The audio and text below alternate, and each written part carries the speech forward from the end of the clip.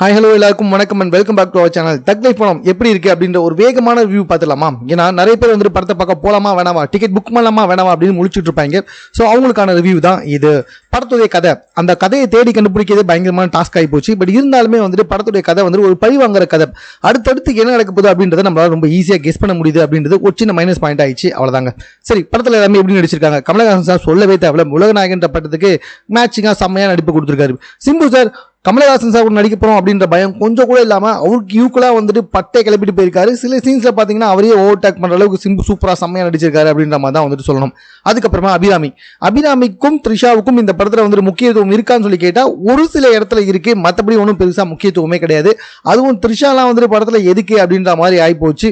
கள்ளத்தொடர்புக்காகவே த்ரிஷா வச்சாங்களா இல்ல ஆண்டவர் சொல்லி வச்சாங்களான்னு தெரியல. த்ரிஷா வந்துட்டு படத்துல வந்துட்டு தேவையில்லாத ஆணி அப்படின்ற மாதிரி தான் சொல்லணும்.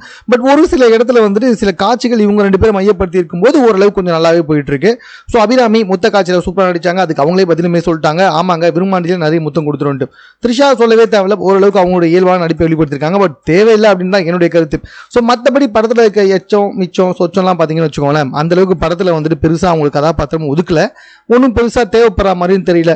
வேணா ஹீரோக்கு பின்னாடியும் வில்லனுக்கு பின்னாடியும் இருக்கணும்ல. ஸோ அதனால வந்துட்டு வச்சிருக்காங்க ஒரு கேங்கில் அவங்க. ஸோ அதனால கேங்கில் ஒரு 10 பேராவது காட்டணும்ல, அதனால தான் மற்ற எல்லாருமே வச்சிருக்காங்க அப்படின்ற மாதிரி வந்துட்டு தோணுது.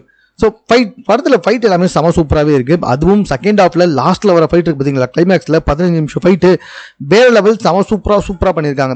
இந்த படத்துடைய கதையை வந்துட்டு மணிரத்னம் தொடங்கின விதம் இருக்குல்ல, ரொம்ப சூப்பராகவே வந்து ஸ்டார்ட் பண்ணியிருக்காரு. ஆனால் அதை கொண்டு போன விதம் இருக்குல்ல, ரொம்ப ஒஸ்ட்டுங்க.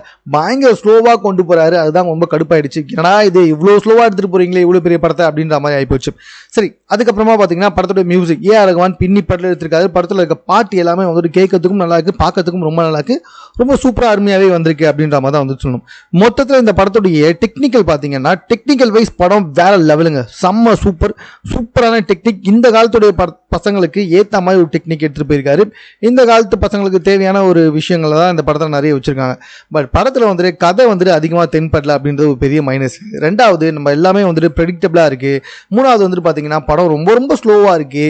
அதெல்லாம் வந்துட்டு பெரிய மைனஸாக வந்துட்டு படத்தில் பார்க்கப்பட்டு வந்திருக்கு. அதர்வைஸ் படம் வந்துட்டு தேட்டரபிளில் பார்க்கறதுக்கு ரொம்ப ஒர்த்தபிளான படம் தான். ஸோ தேட்டர் எக்ஸ்பீரியன்ஸை மிஸ் பண்ணுறாதீங்க. என்னதான் வந்துட்டு படத்தை நீங்கள் ஆன்லைனில் பார்க்க முடிவு பண்ணி வச்சாலும் தேட்டரில் பார்க்குற மாதிரி வராது. மேபி ஆன்லைனில் பார்த்து பிடிக்கலன்னு சொல்கிறவங்க கூட தேட்டரில் பார்த்து நிறைய படத்தை வந்துட்டு பிடிச்சிதுன்னு சொல்லியிருக்காங்க. ஸோ படம் பார்க்கலாமா வேணாமா அப்படின்னு சொல்லி கேட்டிங்கன்னா கண்டிப்பாக போய் பாருங்கள். ஒரு சில டிராபேக்ஸ் இருக்க தான் செய்யுது, ஒரு சில மைனஸும் இருக்க தான் செய்யுது. பட் அதெல்லாம் தாண்டி படத்தை வந்துட்டு பார்க்கலாம்னா கண்டிப்பாக பார்க்கலாம். உங்கள் காசு 150 ரூபா காசோ 200 ரூபா காசுக்கோ கண்டிப்பாக ஒர்த்தபிள் தான், அதில் டவுட்டே கிடையாது.